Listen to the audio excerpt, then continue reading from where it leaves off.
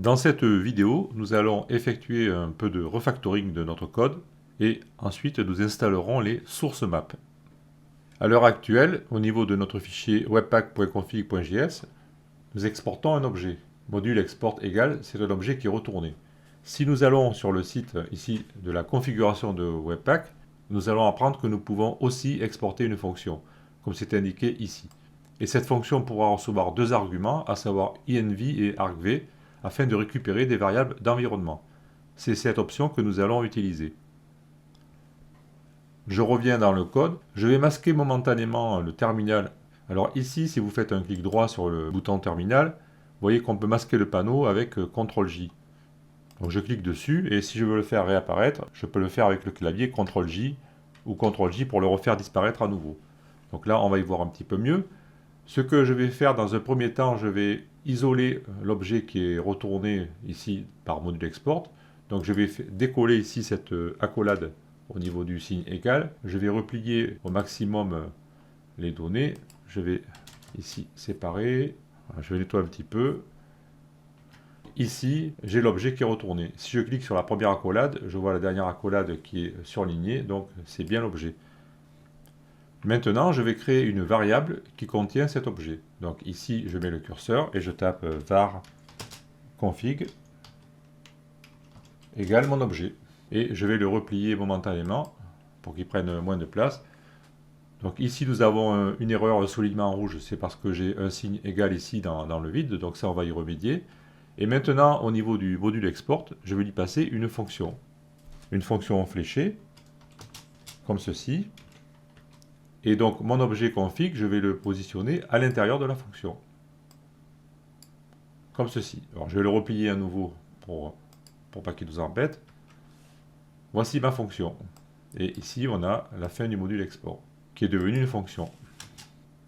À cette fonction, nous allons passer les deux paramètres attendus, à savoir env et argv. Et bien sûr, comme c'est une fonction, elle doit retourner quelque chose. Donc ici, nous allons retourner l'objet config. Donc je tape return config. Comme ceci. J'enregistre. Et maintenant, si je relance npm start, je dois retrouver le résultat antérieur. Donc je fais réapparaître la console. Tiens, je vais faire autre chose. Je vais faire un clic droit et je vais dire de la déplacer vers la droite. Voilà, comme ça, avec CTRL-J, je la ferai apparaître et disparaître. Ça sera plus pratique. Donc je retape npm start. Je n'ai pas d'erreur. Et si ici je relance le serveur local, Open with Live Server, ça continue à fonctionner. Donc pour l'instant, ce qu'on a fait, ça n'a rien changé dans le résultat, mais on a introduit une configuration différente. Je vais ici mettre un console log et nous allons nous intéresser à l'argument argv. Donc je tape console log de argv. Comme ceci. J'enregistre. Ici, je casse la console, CTRL-C, et je relance npm start. Et là, je vois ici, j'ai un truc qui s'affiche, mon élément argv, et je vois qu'à l'intérieur de cet élément, j'ai une clé mode avec development, donc qui correspond à ce que j'ai passé en paramètres. Là, j'ai lancé npm start, c'est le mode development. Si maintenant, je coupe la console, et si je lance npm run build, comme ceci, à ce moment-là, je vais voir mode égale production. Ici, là. Donc cela veut dire que maintenant, je suis capable de récupérer la valeur du paramètre mode passé par mon script, à l'intérieur ici de mon objet après. Nous allons utiliser cette valeur pour effectuer des configurations supplémentaires. Alors si j'ai été un peu vite et si vous vous posez la question, le paramètre mode ici qui est récupéré, bien sûr, c'est le paramètre mode qui correspond à celui qui est passé ici dans nos scripts. On est d'accord. Mode égale développement pour le premier et mode égale production pour le second. Je retourne dans webpack-config.js. Je vais rouvrir ici la variable config. Et rappelez-vous qu'en dernier, nous avions installé ici un paramètre development pour lui donner des indications supplémentaires en cas de problème. Donc c'était un cas d'école. Et cette clé reçoit une valeur true ou false. Donc maintenant, nous allons pouvoir utiliser ici cette valeur puisqu'on sait qu'elle est égale soit à production, soit à development, pour créer une valeur true ou false. Il suffit que ici on remplace le false par une expression logique. L'expression logique, elle est simple à construire. Ici, nous allons remplacer le false par ceci. argv.mode égale development. On se pose la question de savoir quelle est la valeur de la propriété mode de l'objet argv. Si c'est égal à development, on aura true. Et si c'est égal à production, on aura false, tout simplement.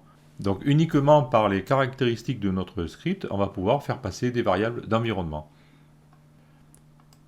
Je vais sauvegarder le fichier webpackconfig.js ici et je vais refaire un essai pour vérifier que je n'ai rien cassé.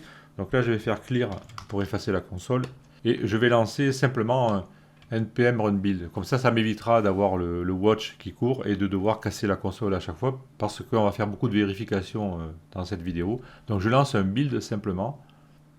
Voilà, je vérifie qu'il n'y a pas d'erreur.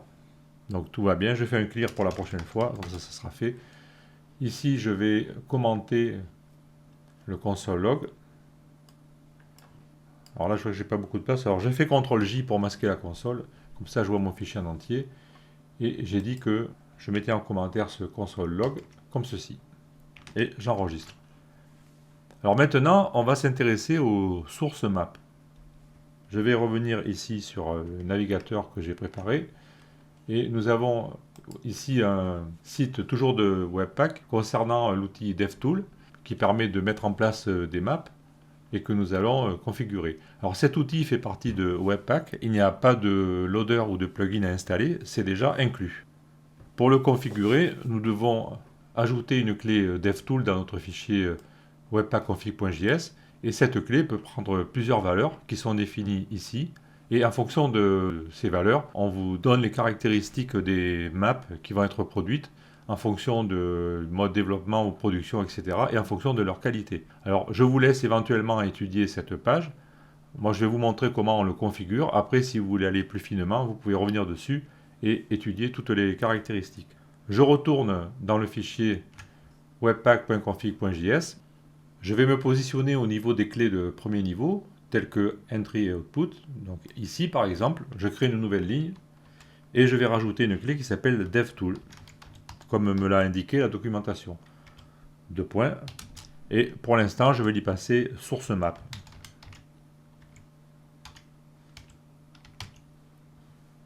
Et bien sûr, je mets une virgule. Là, le paramètre mode, étant donné que je le règle par l'intermédiaire de mes scripts, il ne m'est plus vraiment utile. Ici, si je veux, je peux le commenter, comme ceci. Étant donné que c'est moi qui gère tous les scripts qui sont exécutés, je sais que dans tous les cas, la valeur de mode est introduite. Je peux donc me passer de ce paramètre ici, dans le fichier webpack.config.js. Je vais enregistrer le fichier, CTRL-S. Je vais faire réapparaître la console et aussi l'explorateur de fichiers de mon éditeur de code. Et je vais relancer un npm build dans un premier temps. Et je vais regarder ce qui se passe. Donc maintenant, si j'ouvre le dossier dist, je vois ici que j'ai un nouveau fichier qui s'appelle bundle.js.map. C'est-à-dire qu'il a créé une carte, une map, pour faire référence entre les lignes des fichiers sources et des fichiers de destination. Si je lance npm run start, donc npm start, apparemment il crée le même. Donc ça peut varier suivant les variables que vous allez mettre en fonction ici de la valeur de la clé. Dans ce tableau, il peut y avoir des résultats différents. Bon, pour l'instant, ça semble être le même. Mais l'avantage de ceci, c'est que maintenant, si je produis une erreur, par exemple, alors je vais fermer ceci. Je vais ouvrir myComponent, par exemple. Je vais mettre une erreur, par exemple ici. Je vais enregistrer. Je vais aller sur le site. Donc je vois que le site ne marche plus forcément, puisque ici j'ai cassé le terme props.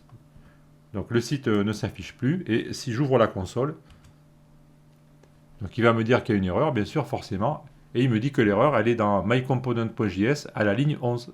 C'est ici que j'ai l'indication. Donc si je reviens dans mon fichier myComponents.js à la ligne 11, eh bien, je vais voir que mon erreur est ici.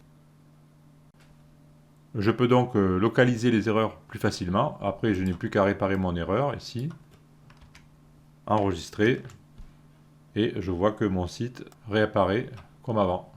Voici le rôle des sources map. Cela nous permet d'avoir un pointage vers les lignes originales de nos fichiers, puisque comme nous l'avons vu, tous les fichiers sont réunis au final dans un seul fichier qui s'appelle bundle, et après il devient difficile de repérer les erreurs. Nous allons revenir sur le site ici de DevTools, et nous allons étudier brièvement les maps. Nous allons nous intéresser à source map, celle que nous avons prise ici. Donc on nous dit, si on regarde les colonnes ici, on a en production l'avant-dernière colonne. On nous dit qu'on peut l'utiliser en production, celle-ci. Par contre, on va s'intéresser à une autre qui s'appelle Chip module. Alors elle est où? C'est celle-ci, Eval Chip module source map ici. Donc là, on nous dit que on ne peut pas l'utiliser en production, mais par contre, au niveau du développement, elle est plus rapide, etc. Donc, on va se poser la question de savoir comment on peut faire pour, dans un cas, utiliser l'une et dans un cas, utiliser l'autre. Alors, c'est simple, il suffit de revenir ici dans le fichier webpack-config.js. On va cacher la console, encore une fois. Donc, je fais apparaître le fichier ici. Et je vais remplacer la valeur source map ici par une expression logique ternaire, comme ceci. Donc je fais le test de savoir est-ce que argv.mode est égal à development. Donc si c'est le cas, donc si c'est true, à ce moment-là, je vais passer comme argument eval chip module source map. Et si ce n'est pas le cas, c'est-à-dire que si on est en mode production, je lui passerai source map. Donc ça permet, suivant le cas, d'avoir une map différente. Je vais enregistrer mon fichier. Je vais faire réapparaître la console. Je vais faire réapparaître l'explorateur ici au niveau du dossier dist. Et je vais effacer, je vais tout effacer comme ça, il va tout recréer. Donc le bundle before, on l'oublie maintenant. Donc j'efface tout ici. Je le mets à côté pour l'instant. Je vais relancer, donc CTRL-C. Je fais clear pour remonter. Je vais lancer npm run build. Et là, je vois qu'il me fait un bundle.js.map qui fait 312 kilooctets. Donc, je vais l'effacer. Maintenant, je vais lancer npm start.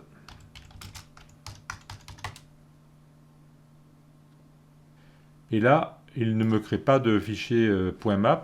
C'est normal parce que dans ce cas, en mode production, il travaille en mémoire. Pour que ça soit plus performant, il crée le fichier en mémoire. Je ne le vois pas dans le dossier dist.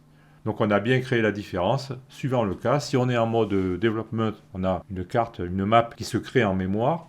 Et par contre, si on est en mode production, le fichier va se créer sur le disque dur. Alors on va quand même vérifier que ça marche, puisque là on n'en a pas la preuve pour l'instant. Alors je vais replier quand même ici l'explorateur. Je vais revenir dans le composant. Je vais redéclencher la même erreur que j'avais provoquée tout à l'heure. Comme ceci. J'enregistre. Je vais basculer sur le site. Et là, bien sûr, j'ai une erreur. J'ai des gros problèmes. Et il me dit que l'erreur est dans le fichier mycomponent.js à la ligne 11. Donc, il me donne bien la carte. Ça fonctionne.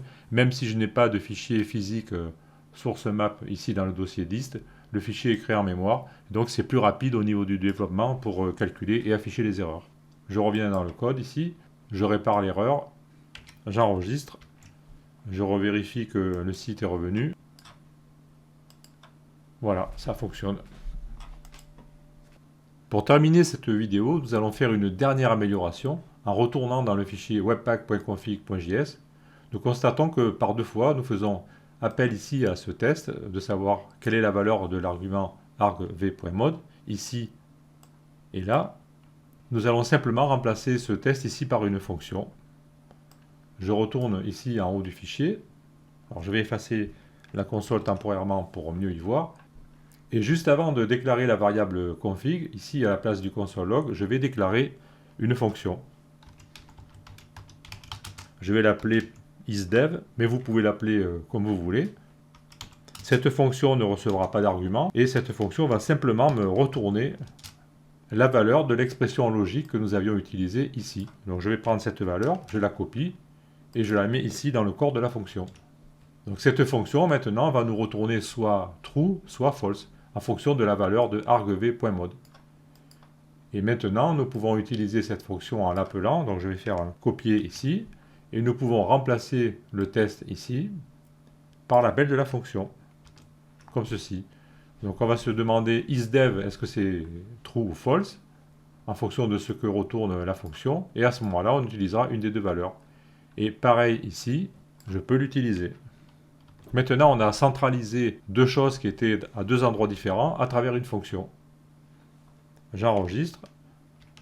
Je vais quand même relancer tout pour retester. Donc là, je fais CTRL-C et je termine le script. Je fais clear. Je relance npm start. Je vérifie qu'il n'y a pas d'erreur et que mon site continue à s'afficher correctement. Voilà.